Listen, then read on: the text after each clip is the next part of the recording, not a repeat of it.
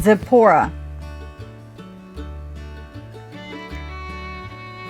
wife of Moses, daughter of Jethro, Midianite priest.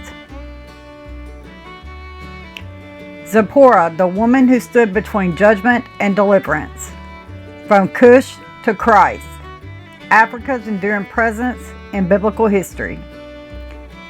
When we speak of the great names in the Exodus story, we speak of Moses, Aaron, and Pharaoh. But Scripture also gives us another name, spoken less often, yet standing in one of the most dangerous moments of the entire narrative. Her name is Zipporah. She does not lead armies. She does not part seas. She does not speak from the mountain. But on one night, when Moses himself stood under divine threat, Zipporah saved the deliverer. Who Zipporah was? Zipporah enters Scripture quietly. After Moses flees Egypt, a wanted man and a broken prince, he comes to Midian, a land south and east of Israel, connected by geography, trade, and bloodlines to Cush and Africa. There Moses meets Jethro, priest of Midian, a man who feared God before Sinai, before law, and before Israel's national identity. Zipporah is Jethro's daughter. She is not an Israelite. She is not born into covenant by blood. Yet God places her at the center of covenant obedience. This matters because Scripture does not portray her as an outsider, tolerated by God, but as a woman used decisively by Him. The night that changed everything. In Exodus 4, as Moses returns to Egypt to confront Pharaoh, the text delivers one of the most shocking moments in the Torah. At a lodging place on the way, the Lord met him and sought to put him to death. This is not Pharaoh. This is not an enemy. This is God confronting His chosen deliverer. Why? Because Moses, tasked with delivering Israel, had neglected the covenant sign of circumcision in his own household. And it is Zipporah, Midianite woman, who understands the seriousness of this covenant. She acts swiftly. She circumcises her son.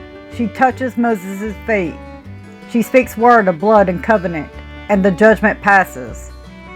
And Moses lives. The Exodus continues. The deliverer is spared because of the obedience of a woman outside Israel. What Zipporah represents? Zipporah represents something Scripture quietly affirms again and again. God's covenant is not limited by your ethnic group. God's faithfulness is not confined to borders, and God's purposes often move through those history forgets. She stands as a bridge between nations, between Israel and Midian, between covenant promise and covenant obedience. She is not portrayed as lesser.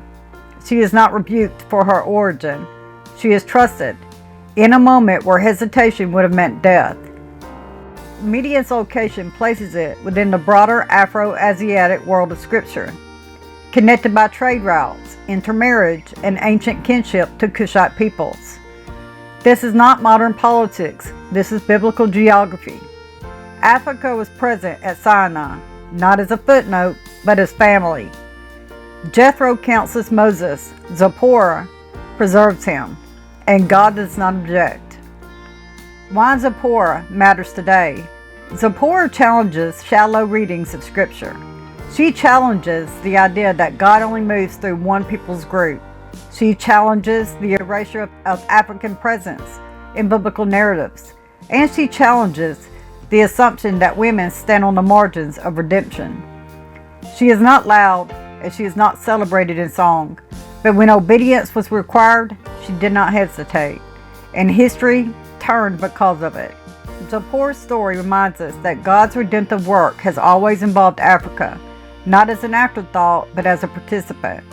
From Cush in Genesis to Zipporah in Exodus to the cross of Christ, Africa was there, not watching from the sidelines, but standing in the story. And the God of Scripture never erased her name.